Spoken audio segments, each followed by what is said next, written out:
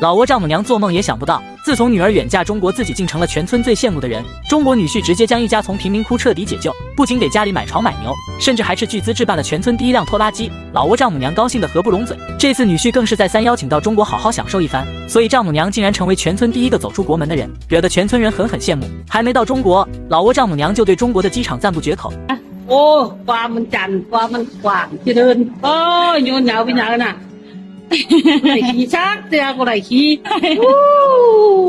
不仅规模建设大，而且飞行十分平稳，这让第一次坐飞机的丈母娘体验感直接拉满。得知亲家来到中国，中国婆婆激动一大早就提着大包小包的礼物上门看望，亲戚朋友还拉起了横幅庆祝老挝丈母娘来到中国。此外，中国女婿特地准备了一场杀猪宴，场面热闹非凡。即使语言不通，但是丈母娘能感觉到浓浓的热情。其实老挝丈母娘一直都知道女儿嫁的是中国农村，本以为家庭环境跟自己差不了多少，没想到亲眼目睹时，丈母娘彻底惊呆了。这里跟老挝简直是天差地别，不仅道路宽阔，而且田地面积也大了不知道几倍。村子里的房子都是整齐的小洋楼，这规模相当于老挝的县城。看到猪圈时更是震惊500年的大动作。老挝天气炎热，自己这辈子都没用过风扇，但是这里的猪圈竟然配置着空调，连猪都吹上了空调，这让老挝丈母娘彻底傻眼了。老挝丈母娘做梦也没有想到，年过半百竟然还能解锁梦幻人生。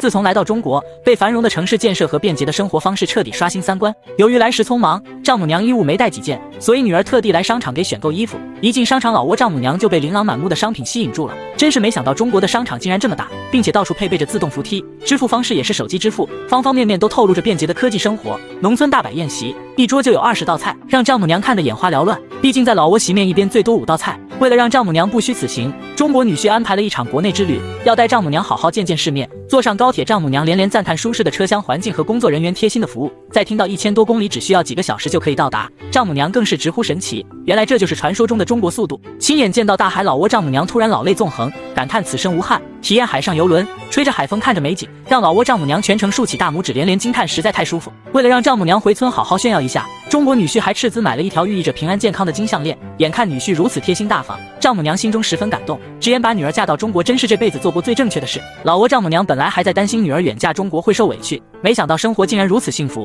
婆家真心对待，老公又体贴温柔有孝心。自从出来旅游，中国女婿就是行走的 ATM 机，丈母娘只管吃喝玩乐，而她负责的只是刷卡买单。来到广州，丈母娘才真正感受到了什么叫繁华城市，怪不得当初女儿说自己婆家只是生活在小城市，起初丈母娘对此没有概念，直到亲眼看到广州的真容，丈母娘才真正领略到其中的含义。ใส่ให้สังขารตัวให้เราเอาเลยมาไปตัวแฮนไปแฮนหรือแฮนงามข้าวแม่ไปถึงผู้ไปที่华灯初上，灯火阑珊，当夜幕降临，珠江两岸的灯火亮起，独特造型与夜晚灯光的交相辉映，霓虹灯熠熠生辉，街头巷尾洋溢着独特的魅力。漫步于珠江边，感受微风轻拂面颊，让丈母娘忍不住的感叹，短短几十年，中国竟然发展得如此繁荣，真是不可思议。来了这一趟简直就不想走。第一次亲眼看见国宝大熊猫，亲手投喂长颈鹿，丈母娘全程高兴得合不拢嘴，就像一个小朋友一样，即使回到酒店仍旧乐不思蜀，流连忘返，还在津津有味地分享着内心的喜悦。随着丈母娘归期将至，中国亲家豪横地去超市一顿扫荡，一定要趁着丈母娘还在中国的时候多做点美食款待。女婿更是去银行取出厚厚一沓现金，让丈母娘当零花钱。看着这么多钱，丈母娘当场傻眼了，随后直接拒绝。看着丈母娘态度坚决，女婿只好作罢。回到老挝，丈母娘将自己在中国的所见所闻跟村里人分享，引来众人羡慕，纷纷期盼自己女儿也能够远嫁中国。对此你怎么看？欢迎评论区留言讨论。